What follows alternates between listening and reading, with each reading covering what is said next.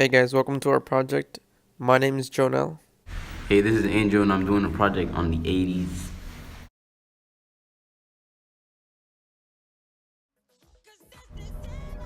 This is Thriller, and this is a song by Michael Jackson, a very popular pop musician that influenced the culture for decades.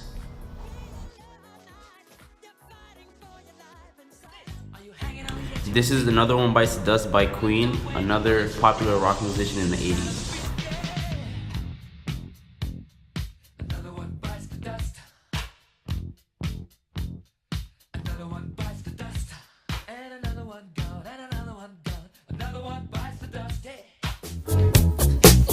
She was more like a beauty queen from a movie scene. I said, don't mind, but what do you mean? I am the one who would dance on the floor and around.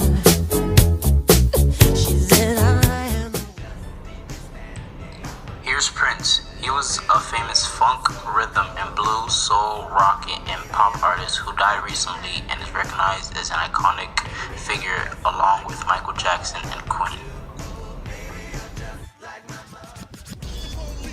Here's the group NWA. They had what's called gangster rap or political hip hop that was popular, displaying oppression amongst African Americans during this time.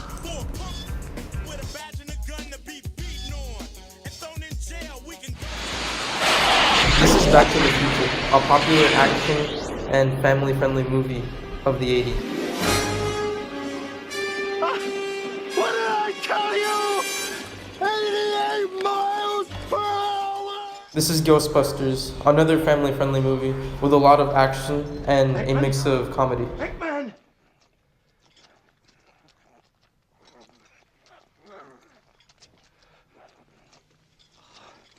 Disgusting blob. I'm gonna have to hold it myself.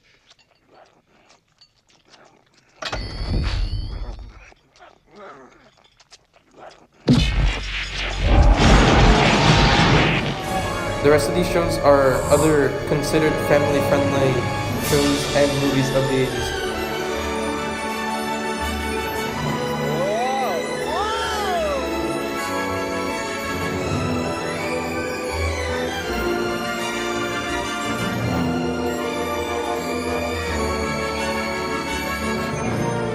Tell me when it's over!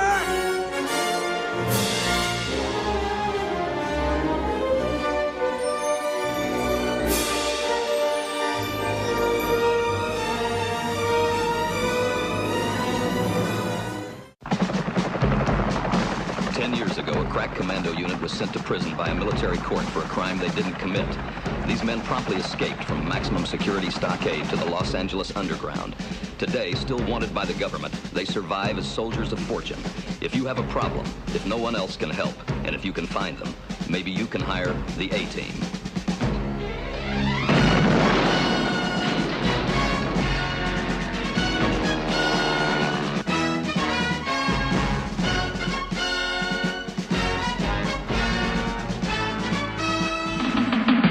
Whatever happened to predictability?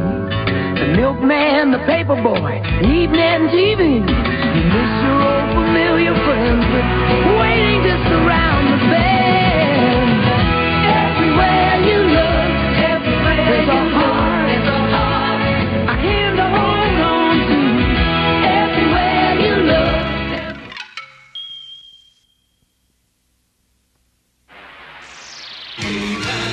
And the masters of the universe. I am Adam, Prince of Eternia and defender of the secrets of Castle Grayskull. This is Cringer, my fearless friend. Fabulous secret powers were revealed to me the day I held aloft my magic sword and said, "By the power of Grayskull!"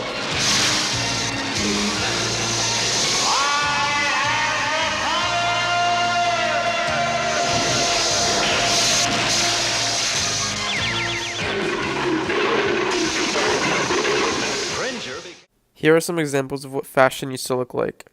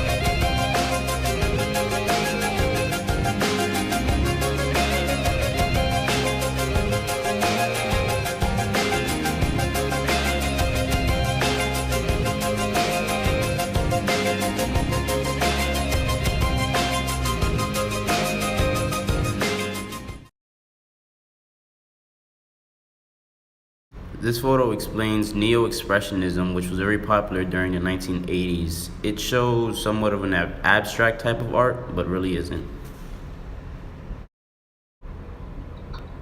So this is a piece of art made by Warhol. It's a Marilyn Monroe piece, and it shows what most art around this time displayed, which was bright colors and wasn't necessarily abstract, but more of a peaceful approach. This art displays the LGBT community, and as you can see, it says ignorance is fear and silence is death, which basically means ignorance to homosexuality results in unnecessary fear, and silence from fear of speaking out results in suicide. The reason this picture says AIDS causes blindness is because there was a huge AIDS scare during this time, and posts like this influenced the use of protection. This chart shows the decline of hepatitis B due to its vaccine development in the 1980s.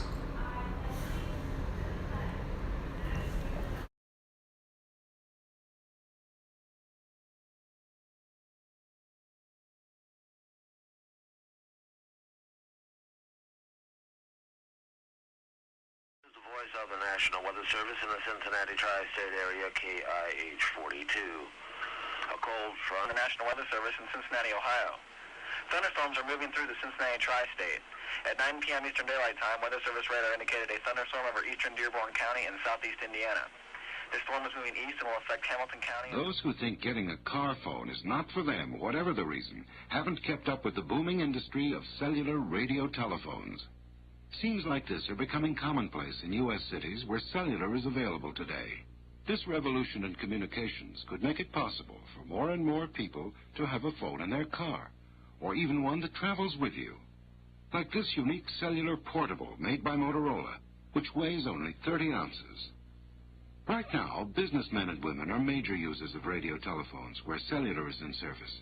But more people will take advantage of cellular as its benefits become apparent. Eventually, seeing people using cellular phones may seem as commonplace as someone checking time on an electronic watch, figuring on an electronic calculator, or programming on an electronic computer. Industry watchers say there are only a few thousand cellular phones in use right now, but that number is expected to grow considerably within the next few years during the cellular revolution.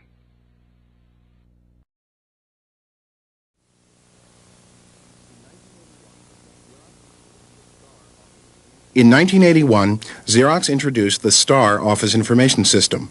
The radical user interface of STAR had a major impact on the office system and personal computer industry. STAR introduced the use of icons to represent objects and applications, the desktop metaphor with a direct manipulation interface, windows containing multimedia documents, property and option sheets, and generic commands. In some ways, such as its use of the move, copy, and delete functions, STAR remains unsurpassed in the consistency of its interface. Other features, such as multilingual, multimedia documents, have only recently appeared in other systems. The following videotape was made in 1982 by two STAR designers, David Canfield Smith and Charles Irby. It illustrates some of the innovations in computer-human interfaces embodied in the Xerox STAR. I'm David Smith. I'd like to introduce you to the Xerox 8010 STAR information system. This is a new computer designed for office professionals. It consists of a processor, a large display screen, a keyboard, and a pointing device called the mouse. STARs are normally connected together by the Ethernet local area network. This not only allows STARs to communicate with one another, but it also lets them share resources such as file storage and printers. The mouse has a ball on the bottom that rotates as the mouse slides across a flat surface. This moves a cursor on the screen in corresponding motions. It has two buttons on top that can be sensed under program control. You can use these buttons to specify objects and destinations for commands. The keyboard consists of a standard typing array and three groups of function. Court decisions in the 80s were mostly about big businesses fighting with employees/consumers. This is mostly due to the fact that a lot of businesses were becoming huge and the environment in which people worked in and what rights businesses had were being re-questioned. For example, Meridor versus Vinson was a court case about how sexual harassment made a work environment unsafe, therefore violating Title VII, which promised employees a safe workplace. Lots of court cases in the 80s were just violations to Title VII, such as Ward's Packing Company versus Antonio, which was another one that was a violation to Title VII. Alford is at the center of American history. And a big part of Ronald Reagan's vision of freedom was economic freedom, which he laid out in his Economic Bill of Rights. It would curtail union power, reduce federal regulation of industry and the environment, and most of all, lower taxes. All these ideas were a big part of the Reagan Revolution, but as we know, much of what he proposed had been brewing for years during the rise of conservatism. So what aspects of this Economic Bill of Rights actually ended up happening? Well, his main accomplishment was lowering taxes. In 1981, Reagan persuaded Congress to lower the top tax rate from 70% to 50%. In 1986, Congress went much further with the Tax Reform Act that lowered the top income tax rate to 28%. Now it's time for the mystery. Ended the Cold War. The thinking here goes that Reagan spent so much money on defense that the Soviets bankrupted themselves trying to compete. And there may be a case to be made there, but we don't want to remove agency from the people who protested the oppression of life behind the Iron Curtain. So while you can argue that the Reagan administration helped create good conditions for the change that happened, the people who made the change made it. All right, let's go to the thought bubble. In his first term, Ronald Reagan took a really hard line against the Soviet Union. He called it an evil empire and even once joked that the US would begin bombing in 5 minutes. That was ill-advised. Reagan also sponsored the largest military buildup in US history, including the MX missile. The highlight was his proposed Strategic Defense Initiative, aka Star Wars, space-based missiles and lasers for shooting Soviet missiles out of the sky. This was a fantastic idea, although it would have violated the 1972 Anti-Ballistic Missile Treaty, but anyway, it was technologically impossible to build.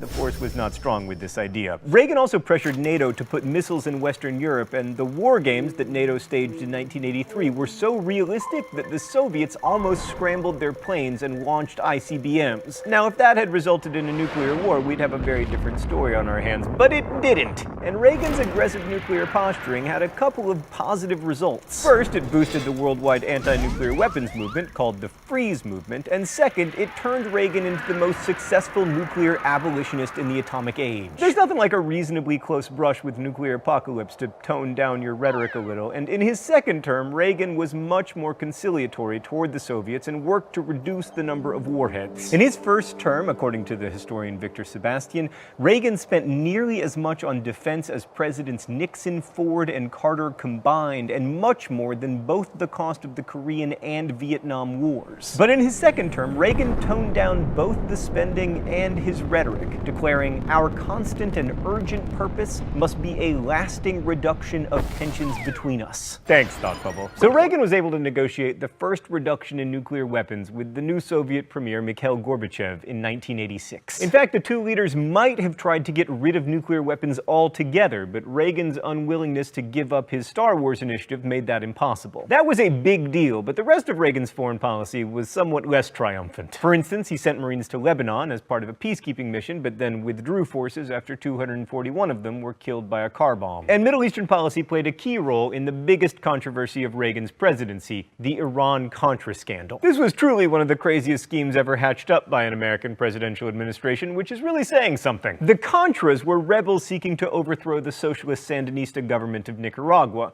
Because they were anti-communist and the Cold War was in full swing, the Reagan administration wanted to support them, but Congress passed a law saying that they couldn't. So two administration officials, John Poindexter and Oliver North, got creative. They hatched a plan to sell arms to the Iranian government, still technically our enemies, and then funnel some of the profits from those illegal arms sales to the Contras. And Congress would never have to know about it, except that they found out. Congressional hearings followed, and we learned a lot about Ronald Reagan's penchant for delegating the details of his policy to underlings. In this case, that served him well, as he could plausibly claimed that he knew nothing about the clandestine activities of these two rogue employees. And this gets to the big point of the Reagan era. I'm not sure that it was really about Reagan. In fact, I'm not sure that any great man history is really about the great men who supposedly spearheaded it. Whether or not you think America is better off from the rise of conservatism we've seen since LBJ's Great Society, it wasn't really, and it still really isn't, about individuals. It's about us collectively deciding what we mean when we talk about freedom and equality. Thanks for watching. I'll see you next time.